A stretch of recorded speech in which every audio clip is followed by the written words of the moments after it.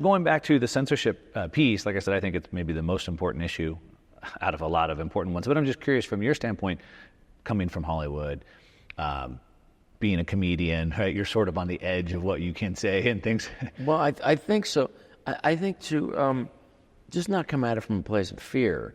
I mean, you have to do a delicate dance, you know? I mean, it's show business. Yeah. And I've just decided that I can't just sit back and see, a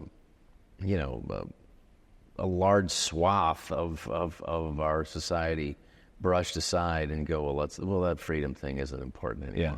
So I think it's important to step up, and you have. It does cost you. Yeah. It's not inexpensive. But you seem like you have been able to avoid cancellation. I mean, you're still making movies, right? I mean, not as many, but yeah. I mean, it does come at a price. I mean, when Oprah Winfrey decided to support Obama, she knew that was going to cost her money in her pocketbook. It does when you step out and say you pick a side. It does. However, the side I'm picking is America. It's for both parties. right. I mean, both parties are imperfect, and we have a two-party system which doesn't seem to be serving the. The majority of Americans would prefer to not have a choice between Biden and Trump. They would prefer to have anything else, Right. But the system seems Some young energy. Well, the system's rigged Yeah. in that sense. I mean, Robert Kennedy's not allowed on the debate stage. It's if this was truly, it had some of the, if the media, you realize the media, and it's not like it's a new thing. They've been controlled. I mean, I remember in the 90s, the media was controlled by basically 6 or 9 companies. I mean, now what is it, 4? So, I mean, you have the CIA has a backdoor to YouTube and Google. We really are dealing with an actual attack on freedom of expression. And our political system seems like it is rigged to... and you could see somebody... Because I don't think Donald Trump, our former president Donald Trump, is that different than the establishment. But the fact that he questions some of it makes him this incredible outlier. Right. And a threat to the established order. And they hate that because they don't want the system to change at all. Yeah. Yeah. So you talked about... you're obviously speaking out at great cost to yourself, but hopefully to save America, to your point, right? And to maybe spark something to create some change. I think so. I think it's. I don't think it's. I don't think it's a great risk. I think people who put themselves on who went to Afghanistan certainly are more people who, landed in Normandy. Yeah. I think I'm just telling, just telling jokes. Yeah. But if I can encourage people, like just it will collapse the system of this. They call it social justice, but that's just a Trojan horse term. What it really is it's just a weird power grab, and there are elements of this, not elements, but there's specific.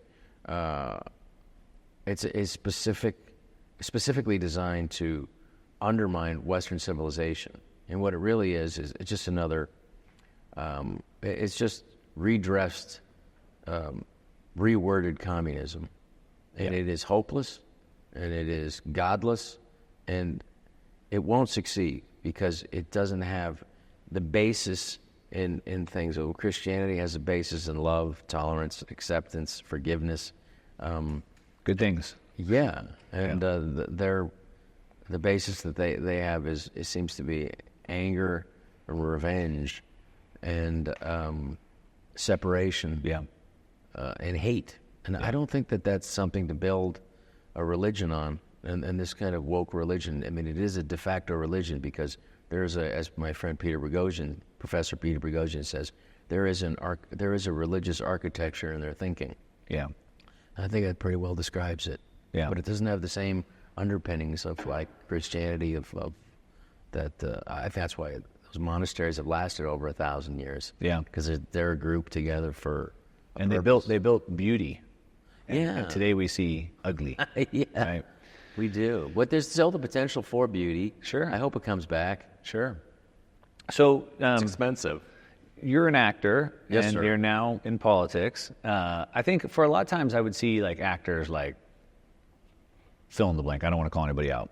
And it's like, how much are they really paying attention, right? Are they just like Leonardo DiCaprio? He's like, the science is settled. This is fact. Anybody who says science science isn't is- settled. There's no science is never settled. Right. Science is all science is. I mean, it is a series of all sciences is simply a series of experiments to find a regularity. Yeah.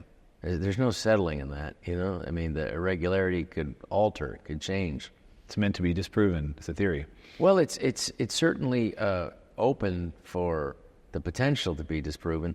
So I think, though, I don't think like guys like Leonardo DiCaprio are. I don't think they're bad intentions. I don't think that I don't think he's a bad actor. Whether on the screen he's a great actor, but I also don't think he's a bad actor in his socially. But I think it's misinformed, and I think it's misguided, and I think the potential for human tragedy is gigantic. I mean, I would say that if you just look at what there's a great movie called Planet of the Humans, which is a documentary that Michael Moore put his name on. He's as liberal as you get. Yeah. And I really respect him for putting his name on that, because it really debunks this the green energy myth, because it is a myth. It doesn't work.